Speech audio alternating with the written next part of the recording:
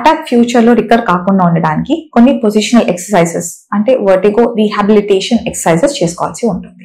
ఇవాళ మనం positional vertigo గురించి ఇంట్లోనే దాన్ని ఎలా ప్రివెంట్ చేసుకోవచ్చు, ఎలా ట్రీట్ చేసుకోవచ్చు అనేది కొన్ని ఎక్సర్సైజెస్ చూద్దాం. బ్యాక్ సపోర్ట్ ఉన్న చైర్ లో కంఫర్టబుల్ గా కూర్చోవాలి. ఇప్పుడు పెన్ ని మనకు ఎదురుగా ఈ విధంగా హోల్డ్ చేయాలి. పెన్ ని కుడి పక్కకి ఎడం పక్కకి పైకి కిందకి ఈ విధంగా మూవ్ చేయాలి. మన తల తిప్పకుండా పెన్ మూమెంట్ లో మన చూపు అనేది ట్రాక్ చేయాల్సి ఉంటుంది. ముందుగా బ్యాక్ సపోర్ట్ ఉన్న చైర్ లో కంఫర్టబుల్ గా కూర్చోవాలి. తర్వాత డిస్టెంట్ గా ఉన్న ఒక ఆబ్జెక్ట్ పైన మన చూపుని ఫిక్స్ చేయాలి. చూపుని తిప్పుకోకుండా మన తలని కుడి పక్కకి ఎడమ పక్కకి పైకి కిందకి మెల్లగా ఈ విధంగా మూవ్ చేయాల్సి ఉంటుంది. Modified cement manoeuvre. మీ కుడి చెవికి కనుక ప్రాబ్లం ఉన్నట్టయితే బెడ్ కి ఒక పక్కన ఈ విధంగా కూర్చోవాల్సి ఉంటుంది. తర్వాత మీ తలని 45 degrees ఎడమ వైపుకి తిప్పాల్సి ఉంటుంది.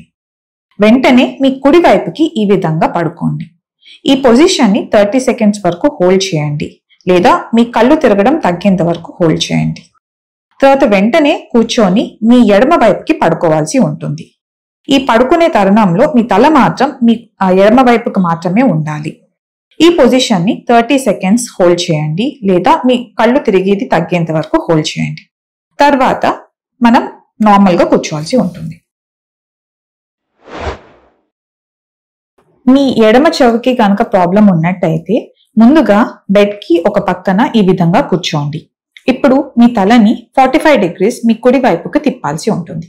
ఈ పొజిషన్ లో మీ ఎడమ వైపుకి పడుకోవాల్సి ఉంటుంది. ఈ పొజిషన్ ని 30 seconds ని హోల్డ్ చేయండి, లేదా మీ కళ్ళు తిరగడం తగ్గేంత వరకు హోల్డ్ చేయండి. వెంటనే కూర్చొని మీ కుడి వైపుకి పడుకోవాల్సి ఉంటుంది. ఇదే పొజిషన్ ని మీరు 30 seconds ని హోల్డ్ చేయాల్సి ఉంటుంది, లేదా మీ కళ్ళు తిరగడం తగ్గేంత వరకు హోల్డ్ చేయాల్సి ఉంటుంది. తర్వాత నార్మల్ గా కూర్చోవాల్సి ఉంటుంది. బెడ్ మీద ఒక పక్కకి ఈ విధంగా కూర్చోవాల్సి ఉంటుంది. ఫాస్ట్ గా మన ఎడమ వైపుకి పడుకోవాలి.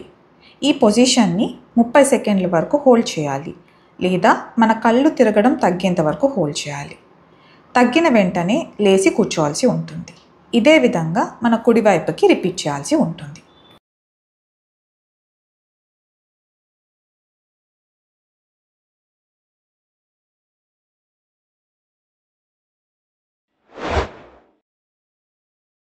మీ కుడి చెవిలో కనుక ప్రాబ్లం ఉన్నట్టయితే ముందుగా బెడ్ పైన కాళ్ళు చాపుకొని ఇలా కూర్చోవాల్సి ఉంటుంది.